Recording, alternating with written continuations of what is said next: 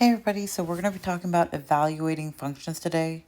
And we've been talking about what makes a function. So remember, that's when your x's don't repeat. Just like real life, your x's should not repeat if you want something to be functional. Again, if it's a function, and it's a graph, then it'll pass that vertical line test. And that was in your vocabulary. All right. Now what we're going to be doing is we're going to be using these functions and this function notation to go ahead and evaluate them. What evaluating means is that we are going to be plugging numbers in and chugging something out. So first, let's talk about what it means to write something in function notation. Right, so say they gave you an equation, and it's something similar, y equals 4x minus 1. Well, you could rewrite that as f of x equals 4x minus 1. So pretty much, f of x right here is another way of saying y.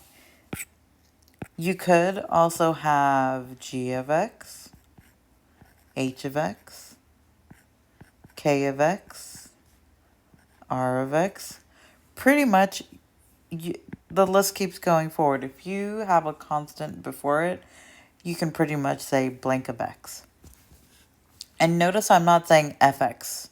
I'm not saying function. I'm not saying fx. That's not how this works. It's f of x because it's short for the function of x. So let's go ahead and write that in.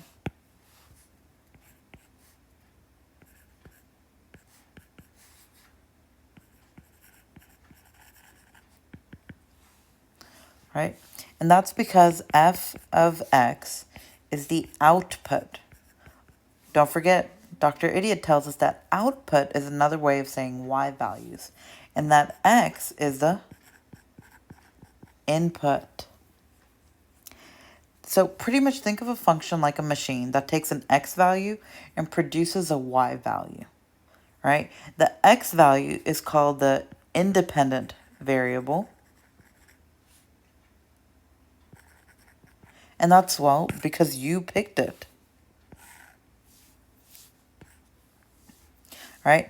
And the y value is called the dependent variable because its value will depend on the value of x. So that's where all of this comes from. All right, so this drawing right here, it is kind of important to have in your notes. It doesn't have to be perfect, but just so you see that it's the x being inputted into the function to output the y.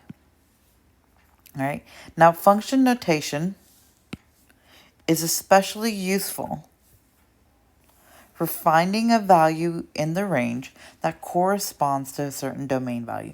Pretty much, plug something in, put something in, and you'll get something out.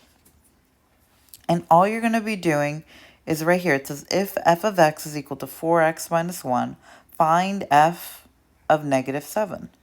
Notice they've replaced this x right here with this negative 7.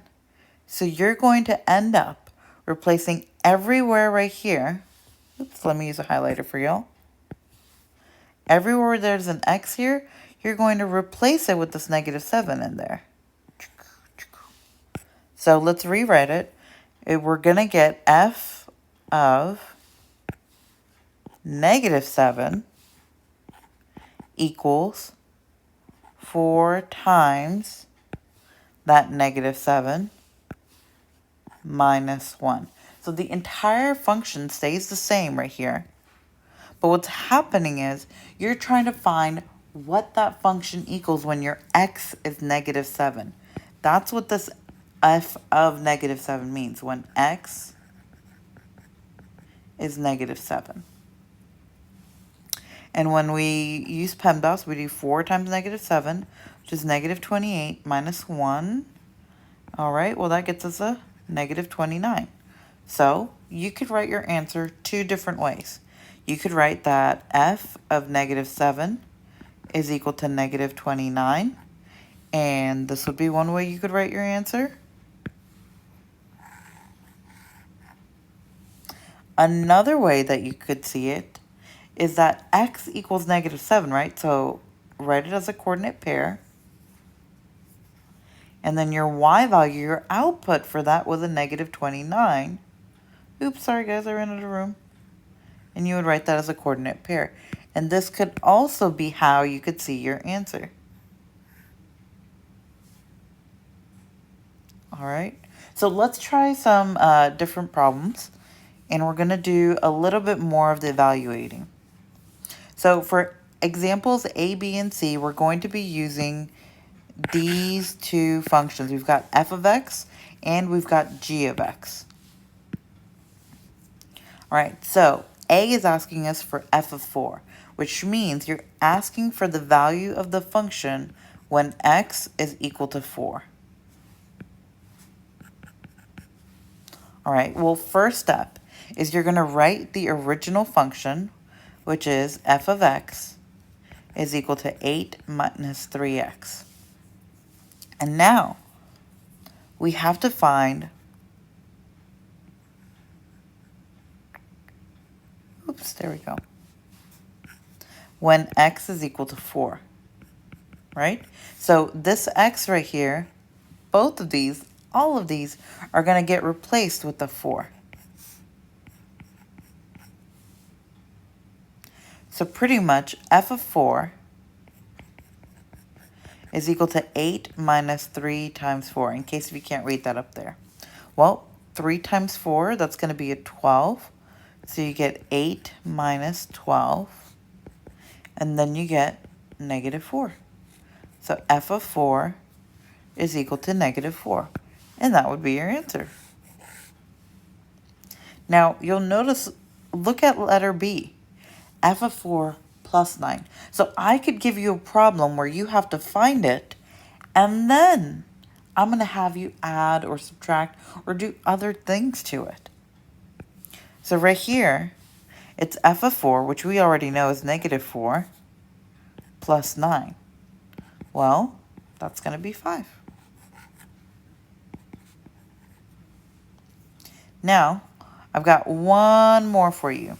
I've got g of negative 1 minus 4. So you'll recall that g of x that they gave us was x squared plus 2x. All right, so that part is there. So you're going to do all of this, and then whatever you get from here, you're going to subtract 4 from it. And don't forget, we're looking for it when x is equal to negative 1. So we've got g of negative 1 equals, and you'll notice we have multiple x's this time. That's okay, it happens, we all know that. So we're going to put the negative 1 here, keep our problem, and then keep going and drop it in wherever there is an x. And evaluate like normal. So g of negative 1 is going to equal negative 1 squared, which is a positive 1, plus 2 times negative 1. Well, that's a negative 2, and I'm not going to write plus negative 2. No, I sound like a fool when I do that. Instead, we just do our negative 2, and it becomes 1 minus 2, which is going to end up getting us negative 1.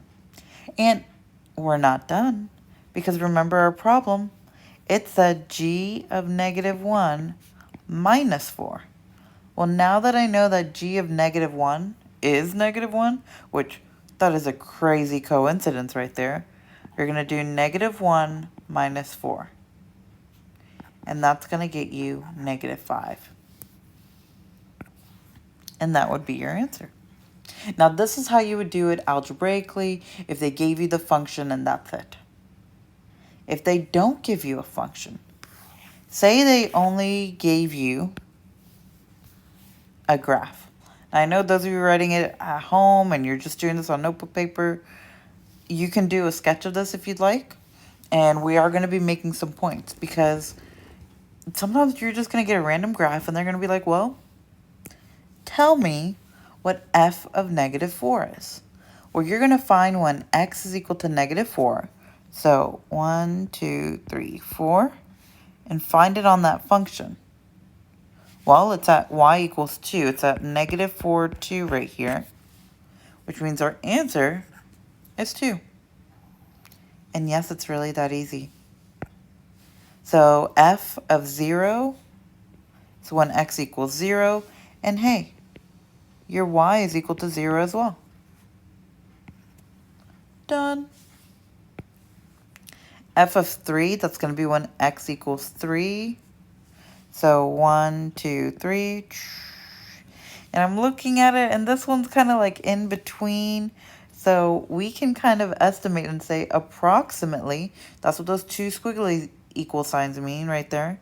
And I'm going to say 2.75. And we're estimating, and you'll have a better option whenever if you were to do this on multiple choice. And then let's do one more. We've got f of negative 5. So find the function of x at negative 5. 1, 2, 3, 4, 5. Oh, hey, that one is also at 0.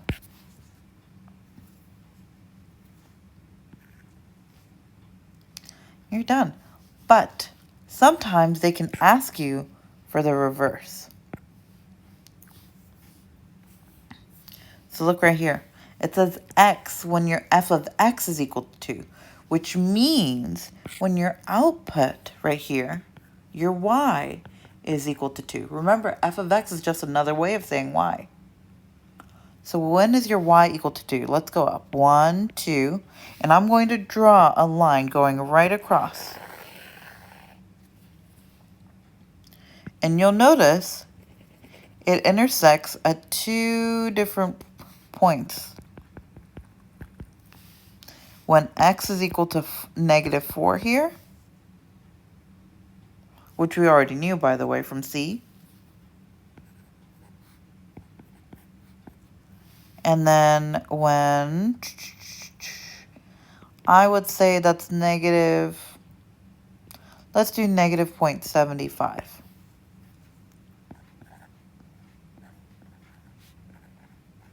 And notice I'm using your curly brackets, just like we've talked about in the other videos. And I'm doing it from least to greatest because these are my x values.